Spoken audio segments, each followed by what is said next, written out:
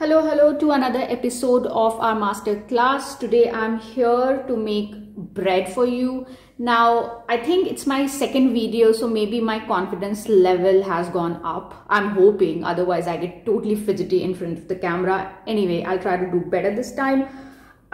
So for this bread, we need flour, we need sugar, we need butter, we need salt. I have taken pink salt, you can take any salt, milk powder, psyllium husk, apple cider vinegar, baking powder, and that's it. Now the flour I'm using, yeast. Okay, so the flour I'm using here is my DIY blend that I make at home. You can make this blend or you can buy bread mix from the market. I'll be giving the details on that in the description below. There are many brands available in the market. There is one brand that I particularly like. I'll be sharing the details about that brand. Okay, so now we are going to make the yeast solution. We'll begin by adding 2 teaspoons of sugar. This bread is vegetarian, so I'm not going to use any eggs.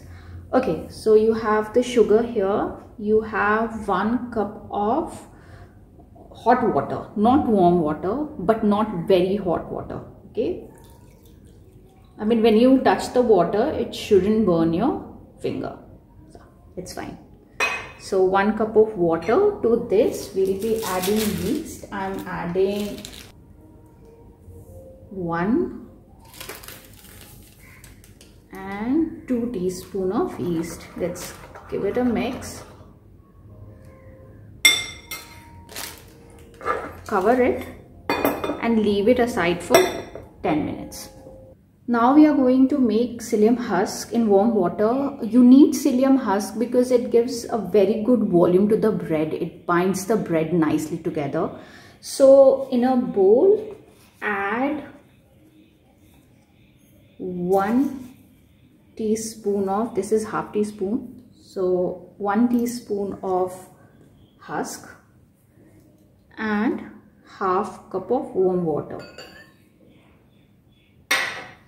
Give it a mix and leave it aside for 2 minutes for this to thicken. So now while we are waiting on our yeast, let's begin and prep the flour. To this container we'll add the psyllium husk. As you can see, it looks pretty thick now. Let's add the husk.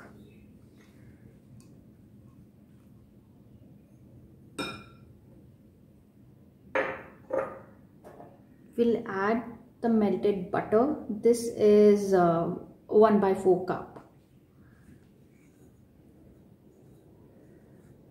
I have another recipes where I haven't used any butter.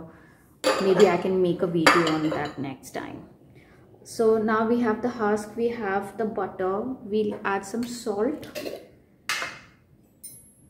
You can adjust the salt according to your taste. I'm adding half teaspoon pink salt. We'll be adding milk powder to this. So this is 1 spoon milk powder. There goes the milk powder. Now let's see the status on this yeast. I think it looks pretty okay.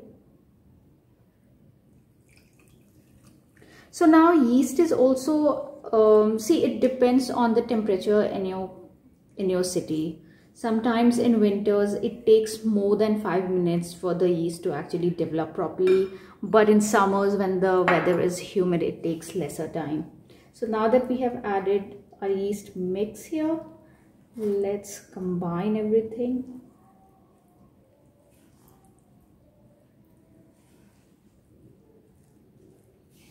Now we add some baking powder. I'm adding half teaspoon baking powder to this.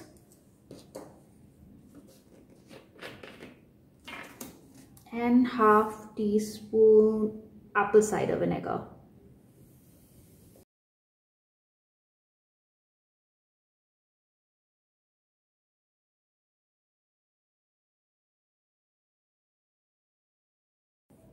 So as you can see, this is very thick. Okay, this consistency is not going to work for us. What I have here, I have 1 cup of warm water. I'll be adding the water here. Don't add all of it. Add a bit and check the consistency. Now if you have a stand mixer, you can use that. I don't have it yet. Also, I don't know why I try to keep it simple, because I feel that there are a lot of people out there who may not have a stand mixer or a hand blender. So I try to use a spatula instead. But if you have a stand mixer, please go ahead and use it. Now as you can see, the consistency of the dough, which was pretty thick, now it doesn't look that thick, it looks a bit runny. We'll mix it till the time all the lumps have been mixed nicely.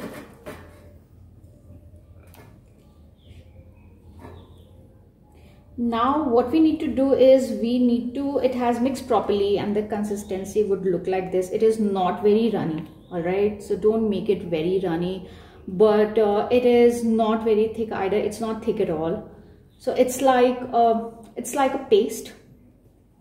So look for that consistency. If you want, I can show you again. Okay, so this is what you need. Now we are going to cover this and leave it aside for a couple of hours. You need to cover it and leave it in a warm place. If you are in a country where the temperature is cold all the time, then you need to actually leave it around the fireplace or something. I live in India, it's pretty warm here right now, so I'm going to leave it for I think 2 hours, 2 to 3 hours, depending on the rice. So I'll come back and check this, and that's why I keep it in a transparent container so that I can see the rice. I think I'll check this in another 1.5 hours and see how much the dough has risen. So let's cover it and leave it aside for a couple of hours.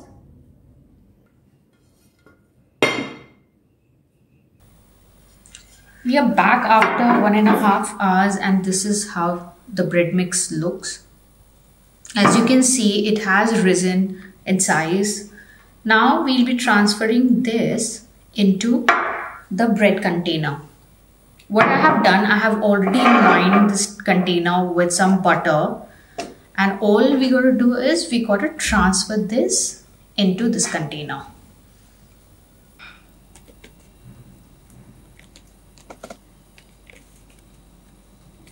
So I'm labeling this, and now I'm going to leave this in a warm place covered for a couple of hours.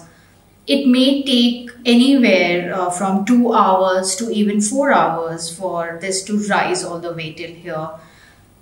You cannot bake this bread till the time you see that the level of this bread mix has risen up. Okay, now what you gotta do is you gotta cover this with something. If you have cling film, use cling film.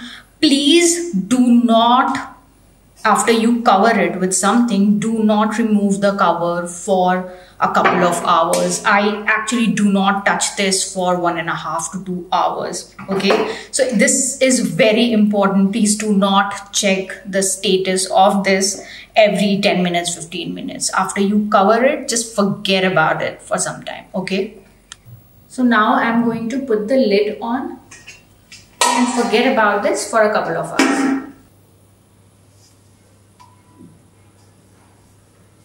Okay, so we are back after a couple of hours. This was in a warm place for about 2.5 to 3 hours now. As you can see, it has risen considerably. It used to be around here, now it is here. Now there are a couple of things you can do. You can either apply egg on top of this, or you can brush it with some warm milk. I'm not doing any of that. I'm keeping it simple. Okay, so now I have some white and black sesame seeds, so I'm going to just sprinkle them on top. You can actually add some seeds and nuts if you like while making the bread. You can add watermelon seeds, cucumber seeds, anything.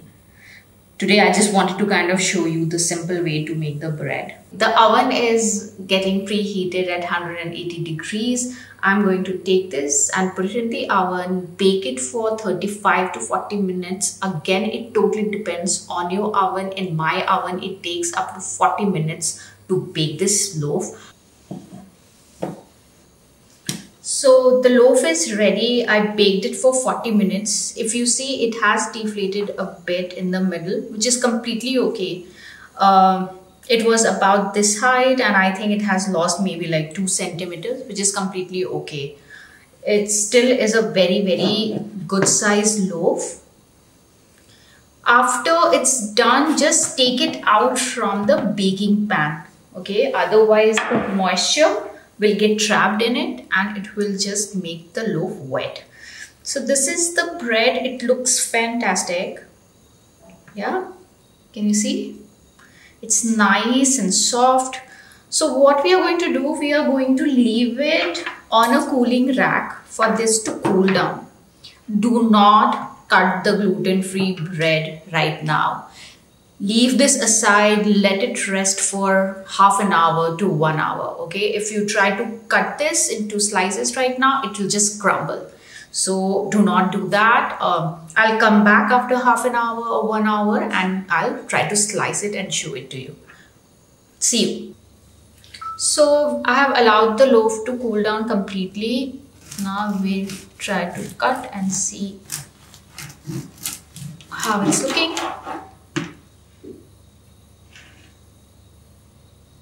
This is how it is. I think it's very nice. It's a good sandwich size bread. You can make sandwiches, you can make French toast. It's a good size. So this is my hand and this is the size of this bread.